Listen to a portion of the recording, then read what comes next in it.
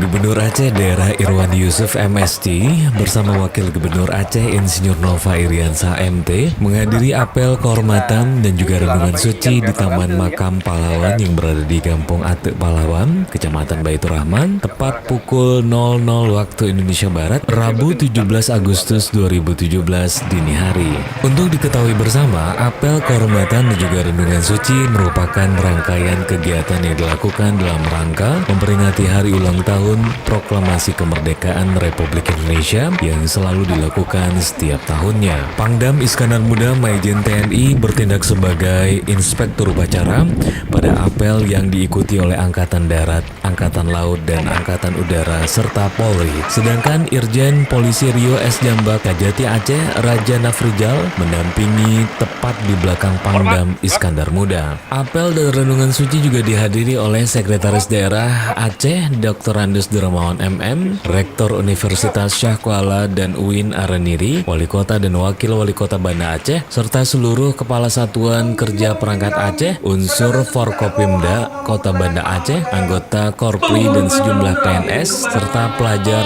SMA dan Pramuka. Dalam amanatnya, Pangdam menyatakan penghormatan yang sebesar-besarnya atas keikhlasan dan kesucian pengorbanan para pahlawan dalam mengabdikan diri pada perjuangan demi negara dan juga bangsa. Untuk diketahui bersama, Taman Makam Pahlawan berisi 397 pusara pahlawan yang terdiri dari pusara angkatan bersenjata sebanyak 381, pegawai sipil 4 pusara, pejuang rakyat 7 pusara, dan pahlawan tak dikenal sebanyak 5 pusara.